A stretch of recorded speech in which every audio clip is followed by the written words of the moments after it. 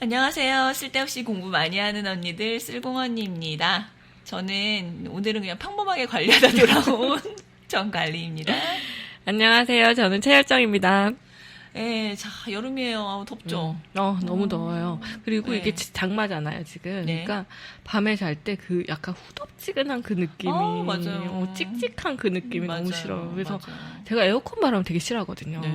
그래서 에어컨을 잘 못 틀게 하는데, 우리 네. 신랑한테. 네. 우리 신랑은 그것 때문에 막 짜증이 나고. 맞아. 다른 거 갖다 싸우는 게 아니야. 그런 거 온도 차이. 온도 차이, 진짜. 막 그런 거 차라리 겨울은 그렇게 싸움이 안 나는데, 여름에. 에어컨 틀자 말자. 그거, 아우, 진짜. 맞아. 부부 사이에 온도 차이 나는 사람 되게 많더라고요. 네, 남자들이 대부분 더 더 많이 하니까. 타요. 네, 그래서 어쨌든 네. 혹시 열정 씨 특별한 뭐 피서 방법 있으세요? 집에서 이제 더울 때 좀 더위를 이런 식으로 식힌다. 저요? 근데 제가 사실 더위를 많이 안 타가지고. 이 약간 장마철은 좀 꿉꿉한 거는 되게 싫어하는데, 더위를 크게 많이 타지는 않는데, 그냥 저는 너무 더우면 그냥 뭐 시원한 물에 샤워하고, 최고죠. 네. 선풍기 정도 틀고, 앉아서 뭐 유튜브 보고. 네. 자, 그럴 때, 유튜브 볼 때, 우리 같이 쓸공을 한번 틀어놓고 보시는 맞아. 거 어떨까? 제가 그거를 여쭤보고 싶어서. 노렸구나. 노렸어요. 유도신문. 나는 언니가 되게 뭔가 특별한, 여름 나는 방법을 알려줄 줄 알았지. 아유, 특별한 게 어디 있습니까? 그냥 소파에 이제 약간 이렇게 냉감 매트 이런 거 좀 깔아놓으시고, 그다음에 누워서 이제 선풍기 트시고 에어컨 트시고 옆에 이제 뭐 수박 좀 잘라놓고 누워서 쓸공을 들이시는 거예요. 추천드립니다. 추천합니다. 자, 오늘은 이제 누구나 되고 싶은 족, 파이어족. 맞아요. 그죠? 오렌지족보다 더 되고 싶은 게 파이어족이에요. 오렌지족 모르는 사람도 많을 텐데. 오렌지 좀 우리 몇 살 대학생 때인가? 대학생 때 완전 옛날 이야기. 하여튼 파이어족 대기 우리 열정 씨가 또 공부해왔습니다. 들어보시죠. 네, 그리고 제가 이게 파이어족 하기 전에 하나 홍보를 하고 네. 저희가 인스타를 시작했잖아요. 제가 네, 맞아요. 패션체라고 예, 열정체죠. 예. 패션체 2022라는 아이디를 만들어서 제가 인스타를 시작을 했습니다. 이게 인스타 우리가 둘 다 초짜잖아요. 그쵸. 그래가지고 우리 만나가지고 그때 네. 밥 먹으면서 야 이거 인스타에 올리자 그러고는 밥 딱 나오자마자 다 먹고, 열심히 먹어. 어머 이거 사진 안 찍었다. 다 먹고 지저분한 그릇 그래 이거라도 올리자. 올리고. 그래서 올렸잖아요. 그래서 내가 그거 하면서 참 인스타 고수분들이 대단한 노력을 맞아요. 하시는구나. 이게 뭐 우리가 쓸공 하듯이 맞아요. 인스타 하시는 분들도 보통 일 하시는 게 아니다. 이런 네. 생각이 들었고 맞아요. 아무튼 제가 인스타를 시작했다는 홍보 말씀을 드리면서 시작해 볼게요. 네, 참고로 저희 얼굴은 안 나와요. 얼굴 아닌 내보일 그게 안 돼.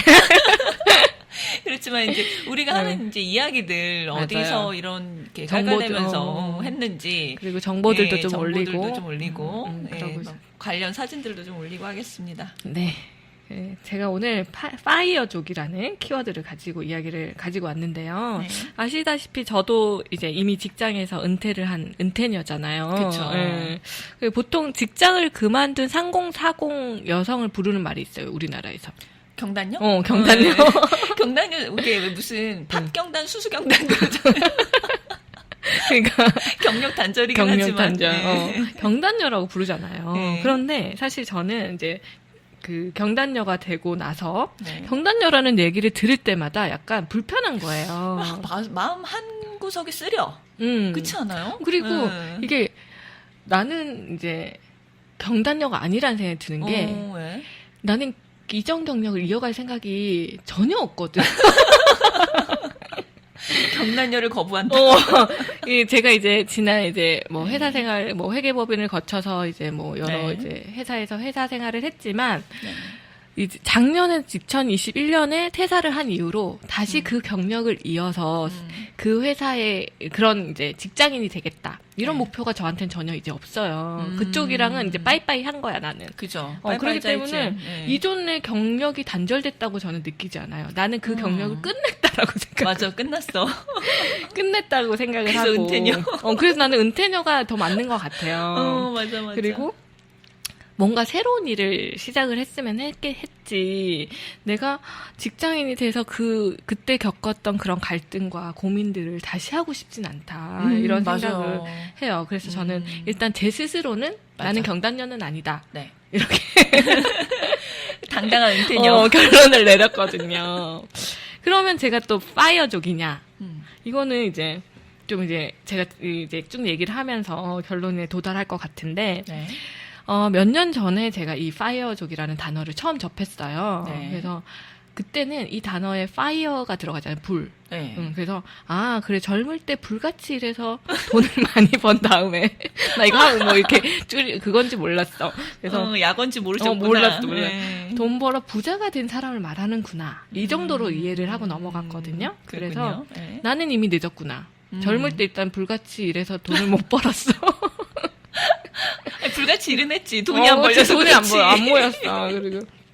그리고 좀 더 어릴 때 내가 이런 개념을 알았으면 결혼할 때 뭐 스드메 이런 것도 안 하고. 에이, 또 돌아간다고 생각해보세요. 스드메 안 할지. 나 안 할 거야 진짜. 진짜로? 너무 소용이 없다고 지금은 생각이 들어요. 그쵸. 막 반지도 막 뭐 다이아를 안 한다든지 뭐 이런 식으로. 그거 지금 다 처분하고 싶은데 지금 너무 많이 감가상각이 됐을 거 아니에요. 그래서 이거를 살릴 수 있는 방법은 딸에게 주는 것밖에 없겠구나 이런 생각하는데 만약 다시 돌아가면 그거 안 할 것 같아. 그래요? 안 할 것 같고 하여튼 뭐 그때 좀 알았더라면 내가 번 돈을 좀 더 가치 있게 모았을 텐데 이런 생각은 좀 하거든요. 그래서 그쵸. 아쉽다는 생각을 좀 많이 하고 네. 제가 그때 처녀 때 네. 이태원에 엄청 가서 쇼핑을 했어요. 막 그래요? 매주 가서 쇼핑을 했는데 그때 이태원에 가서 쇼핑을 하지 말고 네. 상가를 하나 사놨더라고요. 지금 그때 같이 가던 친구들이랑 야 우리가 그때 옷에 이렇게 돈을 쓰지 말고 상가를 하나 사놨으면 우리는 파이어족이 됐을 텐데. 뭐 그런 식으로 따지면 초등학교 때 놀지 말고 공부를 그치. 끝이 없습니다. 맞아요. 진짜. 그래서 아쉽다는 생각만 하고 있다가 이번에 제가 다시 한번 파이어족에 대해서 제대로 알아보자 이런 생각을 가지고 네. 파이어족이 온다라는 책을 읽어봤어요. 네. 이게 처음에 되게 미국 사람이 지은 책인데 파이어족에 대해서 제일 초반에 나온 책이기도 하고 뭐 유명한 책이더라고요. 네. 그래서 그 책을 읽으면서 공부를 좀 더 했는데 이 책을 읽으면서 제가 좀 느낀 게 지금이라도 내가 파이어족이 될 수 있겠구나 이라는 희망이 좀 보이더라고요. 그래요? 그래서 다 같이 우리 희망을 한번 한번 가져볼까요? 네. 네. 그래서 먼저 파이어족에 대해서 보다 명확하게 이해를 하는 게 좀 필요할 것 같아요. 네. 파이어족은 어원을 좀 살펴보면 제가 몰랐던 그 어원 경제적 자유를 의미하는 Financial Independence와 조기 은퇴를 의미하는 Early Retire의 합성어이거든요. 네네. 그러니까 한마디로 정리하면 경제적 자유를 얻어서 조기 은퇴를 한 사람들이 파이어족이 된 거죠. 네. 뭐 제가 처음에 이해한 거랑 크게 다르지는 않죠. 그쵸. 네, 맞아요. 조금 돈 더 벌어가지고. 그냥 뒤에 게 이제 파이어족이 말이 더 멋있는 거지. 근데 이제 파이어족을 좀 더 깊이 이해를 하다 보니까 이런 차이가 있구나라는 거는 있었어요. 그래서 많은 사람들이 저와 같이 파이어 공동체를 이렇게 오해한다고 해요. 파이어는 젊을 때 불을 거머쥐어서 남은 평생을 해변에서 칵테일이나 마시며 생활하는 사람. 나 딱 그렇게 생각했는데. 오해래요. 오해군요. 네. 또는 아주 작은 집에 살면서 돈 한 푼에 벌벌 떠는 유별난 사람들이나 하는 운동이라는 오해도 받는데요.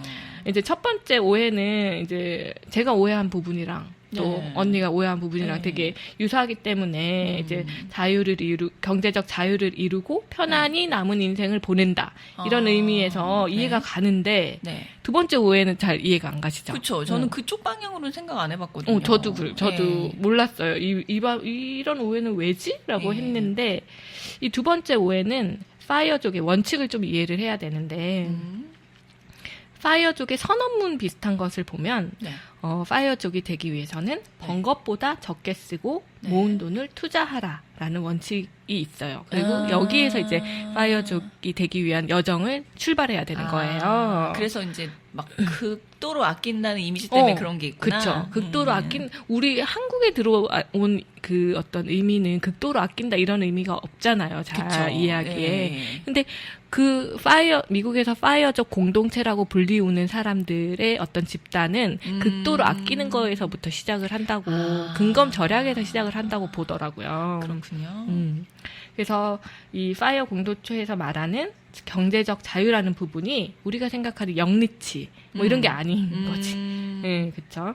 그래서 파이어 공동체에서 이야기하는 경제적 자유는 뭐냐 하면 돈을 벌든 안 벌든 당신이 진짜 원하는 것을 추구할 수 있는 자유와 융통성을 갖는 것을 의미하고요. 네. 그래서 이제 최종 목표가 생활비를 벌기 위해 일할 필요가 없는 수동적 소득을 충분히 확보한 상태. 수동적 소득이 키워드네요. 그죠? 수동적 소득을 만들어야 되는 거지. 그 목표를 달성을 해야 파이어족이 될 수 있는 거죠. 그래서 이 생활비를 위한 수동적 소득을 만들기 위해서는 은퇴 전 마련해야 하는 은퇴 자금이 연지출의 25배라고 합니다. 연지출의 25배? 그러니까 매년 지출하는 거에 25배니까 생각보다 크지 않아요. 만약에 매년 1억을 쓰는 가정이라면 25억 모으면 파이어족 될 수도 있고 5천만 원 쓰는 가정이다. 연지출이. 그러면 2억 5천만 원만 모으면 파이어족 할 수 있는 거예요. 이게 지금 약간 우리나라가 지금 인플레이션이 좀 과하게 된 부분이 있어서 요 25배가 맞는지는 모르겠지만 이 책이 쓰여진 시점에서는 어쨌든 요 정도만 모으면 은퇴가 가능하다고 해요. 이렇게 파이어족이 이렇게 주장하는 근거가 있어요. 트리니티 대학의 연구 결과로 발표된 4%의 법칙이라는 게 있는데 4%의 법칙은 매 투자 수익의 4%만 인출한다면 뭐 경기 인플레이션이나 시장 하락을 항상 대비할 수 있다라고 해서 4%가 내 자산의 안전한 인출률이라고 불린다고 해요. 예를 들어 좀 이해가 안 가니까 예를 좀 들어보면 아까 연간 5천만 원을 소비하는 가정이 은퇴 준비를 하려면 12억 5천만 원이 모아야 한다고 했잖아요. 그리고 이 12억 5천만 원을 잘 투자해서 연 5%의 수익을 올린다고 가정을 해보면 매년 이 가정의 소득은 6,250만 원. 수동적 소득이 6,250만 원의 소득이 생기게 되는 거고 이 수익을 다 사용하는 게 아니라 아까 연간 5천만 원만 소비하는 가정이라고 했으니까 5천만 원, 즉 순자산 아까 12억 5천의 4%만 매년 사용을 하고 남은 부분은 다시 저축을 하는 거죠. 그렇게 하면 평생을 그런 식으로 하면 돈이 고갈되지 않고 계속해서 그러니까 여기서 제 오해가 이제 제가 크게 오해했다는 게 느끼는 게 정말 파이어족이 되면 정말 마음대로 쓰고 사는 줄 알았거든요. 아니요. 절대 아니었네요. 연 5천만 원으로 계속 살아야 되는 거예요. 그러네. 아주 잘못 알고 있었네요. 그러니까 저도 그렇게 알고 있었어요. 부자가 되어야 파이어족이 된다라고 생각했는데 이 파이어족 공동체에서 생각하는 그 파이어족은 그게 아닌 거야.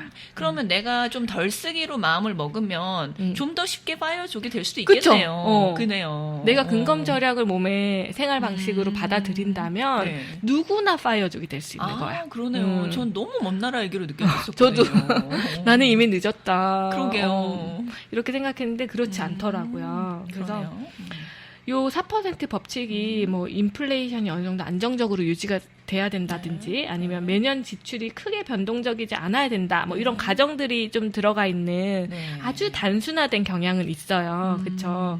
그렇지만 이제 은퇴에 대한 설계를 시작하는 관점에서 간단하게 이제 나의 은퇴 자금은 어느 정도일까라고 생각해 보기 위한 출발점으로 삼기에는 좋은 예시인 것 같기는 하더라고요. 그러네요.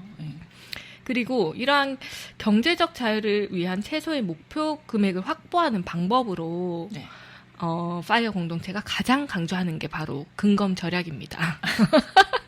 아우 정말 뭔가 딱 그 단어 듣는 순간 약간 파이어족이라는 그 단어와 근검절약은 되게 어울리지 않는 느낌이죠. 그러네요. 결국 뭔가 노페인 노게인이라고 진짜. 그래서 연 지출의 25배를 어떻게 빠르게 확실하게 모으는지가 굉장히 중요하고 네. 그 목표한 순자산을 모으기까지는 버는 것보다 적게 쓰고 저축한 돈을 바르게 투자하고 네. 이렇게 하라고 말하고 있어요. 어쨌든 빨리 은퇴하고 싶으면 고생을 하면서라도 더 적게 쓰고 저축을 하라는 거겠죠. 그렇죠. 네. 그래서 앞에서 말한 그 짠돌이 오해와 네. 약간 이제 이해가 가기 그쵸, 시작하죠. 짠돌이 이해가 왜 어디서 나왔는지 알 것 같아요. 네. 그렇죠. 그래서 책에서도 이제 경제적인 자유를 이룰 수 있는 길은 덜 쓰고 더 단순하게 사는 것만큼이나 간단한 것이다. 라고 이야기를 하고 있어요. 이게 네. 간단한지는 모르겠지만 어쨌든 우리처럼 풍족하게 쓰다가 그러니까요. 단순하다 보면 단순한 건데 네. 어렵다고 보면 되게 그쵸, 어려운 되게 거지. 어려운 거죠. 네. 그래서 이렇게 목표 금액을 모아서 파이어족으로 은퇴를 한다고 해서 부자의 삶을 사는 거는 전혀 아니고 너무 환상을 가지면 안 되겠네요. 안 되죠. 그러니까 파이어족이 되기 위해서 근검절약했던 그 생활 방식, 생활 태도를 그대로 유지하는 게 무엇보다 중요한 거겠죠. 그대로 유지한다면 내가 볼 때 파이어족 안 할 사람 많을 것 그러니까. 같아요. 그죠? 이렇게 근검절약을 해가면서 내가 굳이 파이어족이 돼야 되냐 이런 질문을 분명 들 것 같아요. 저도 이제 책을 읽다 보니까 이렇게 고생스러운 거였어? 이런 생각이 약간 들더라고요. 그래서 이건 아마 사람마다 생각이 좀 다를 것 같아요. 그래서 가치관의 차이죠. 가치관 차이가 될 것 같아. 그래서 파이어족이라는 게 삶을 대하는 어쨌든 가치관이자 생활 방식 그쵸. 이런 거잖아요. 네. 그러다 보니까 내가 어떤 거를 더 중요시하고 내가 어떤 거에 더 의미를 두는 사람인가에 따라서 그쵸. 파이어족을 선택할 수도 있고 그쵸. 아닐 수도 있는 거예요. 그러니까 파이어족이 되게 선망의 대상이라기보다는 어떤 생활 방식, 삶을 살아가는 생활 방식이니까 내가 그걸 선택해서 그 생활 방식을 따르기 위해서는 뭐 어떤 단점들을 포기하고 그걸 받아들이는 거고 아니다 나는 지금 열심히 일해서 계속해서 풍족하게 쓰겠다라고 하면 또 그 생활 방식 옳고 그름이 아니라 다른 어떤 생활 방식이 되는 거죠. 그쵸. 이제 그럼 제 입장에서 말씀을 드리자면 네. 저는 약간 파이어족의 생활 방식이나 지향하는 바가 좀 끌리는 부분이 많더라고요. 네. 제가 솔깃했던 여러 가지 포인트들이 있는데 네.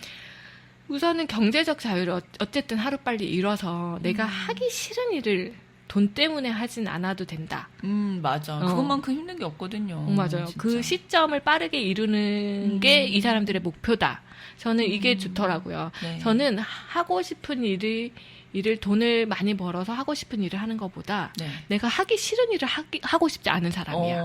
그러니까 하고 싶지 않은 일을 하는 고통이 그 하고 싶은 일을 안 하는 고통보다 크다는 거지. 거죠. 나는 맞아. 내가 근검절약해서 내가 하고 싶은 것 중에 몇 개를 포기하더라도 누가 나한테 뭔가 시켜서 내가 하기 싫은 거 억지로 하는 게 더 싫은 사람이기 때문에 네, 맞아요. 저도 약간 그래요. 네. 저는 그래서 이 사람들의 목표하는 바가 더 네. 나한테 맞겠다라는 생각이 들더라고요. 네. 물론 지금 하는 일을 너무나 사랑하며 직장생활 하는 사람도 있잖아요. 네, 네. 이건 나의 천직이다 이런 네. 사람들. 네. 그런 사람이라면 괜찮겠지만 저는 사실 조직 생활을 하면서 되게 힘들었던 사람이었고 맞아. 겉으로 보기엔 되게 잘 적응하셨는데 네. 그 속으로 억지로 나도 그랬어 나도. 그쵸.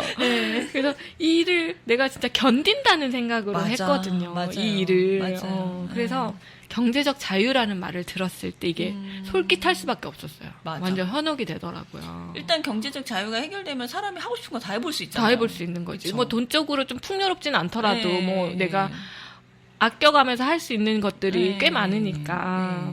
그래서 책에 파이어의 생활 방식에 관련해서 이런 이야기들이 나오는데 네.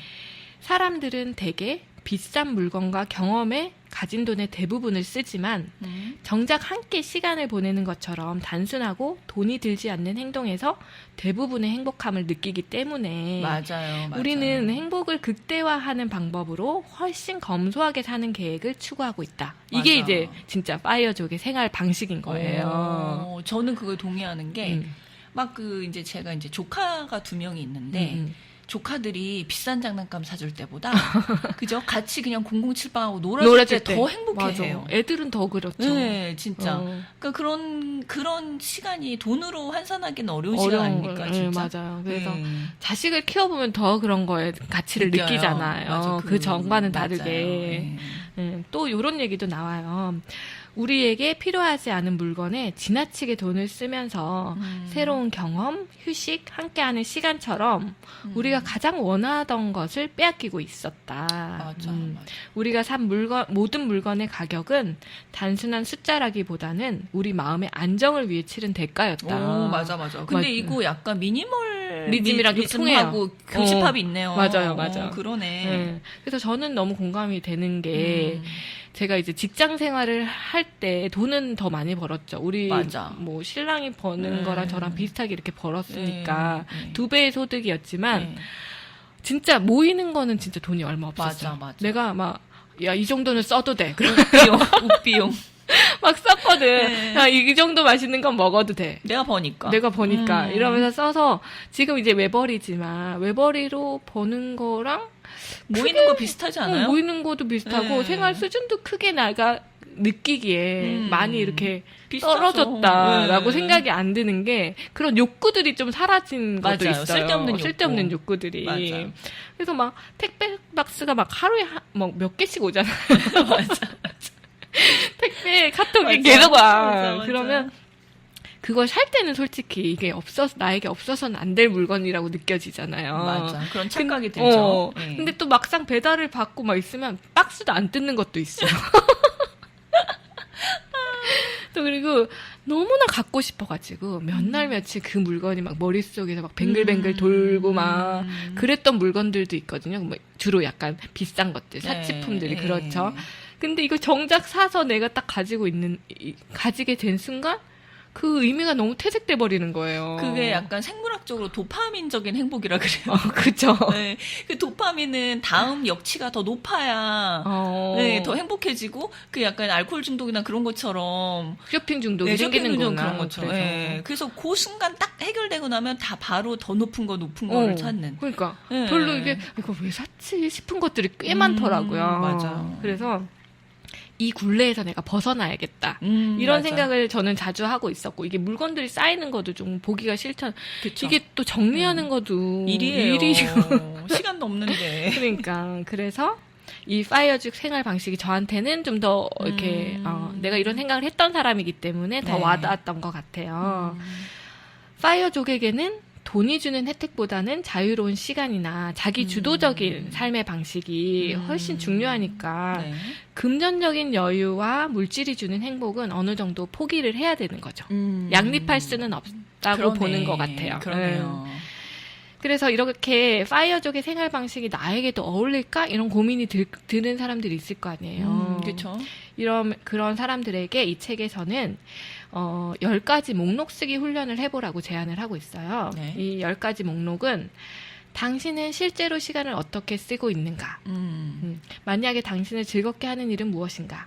시간을 가장 잘 활용하는 방법은 무엇인가? 이 질문을 토대로 내가 진짜 아무런 제약 없이 정말 가장 즐겁게 시간을 보내고 행복함을 느낄 수 있는 그 어떤 행동들, 뭐 그런 시간을 보내는 어떤 일들은 뭐라고 생각하는지 10가지 목록을 한번 써보라는 거예요.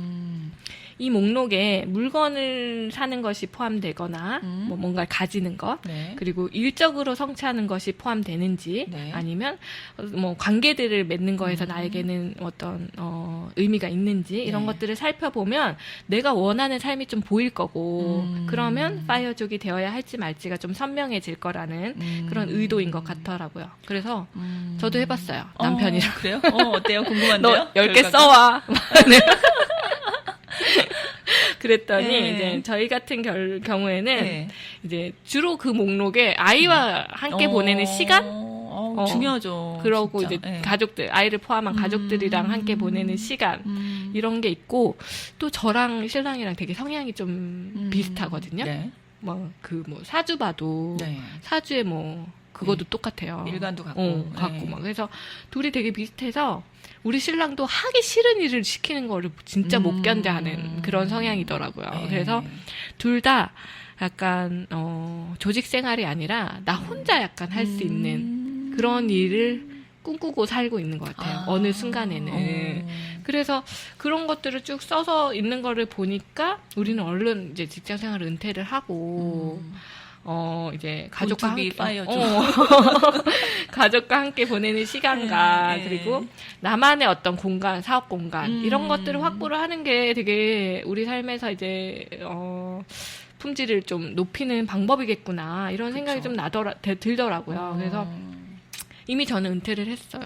파이어족은 아니지만 어쨌든 경제적 자유가 없기 때문에 파이어족 얼족이 했는데 이제 남편한테도 이제 남편한테 우리 가족이 경제적 자유를 얻어서 50 전에는 내가 은퇴를 하게 해주겠다 이렇게 얘기를 했고. 되게 멋진 부인이셔. 근데 우리 신랑 그러더라고요. 야 50이면 정년퇴직이지 그게 조기 은퇴냐? 요즘엔 안 그렇죠 뭐. 그러기는 하더라고요. 그래서 어쨌든 그래서 저희는 그렇게 결론을 내렸는데.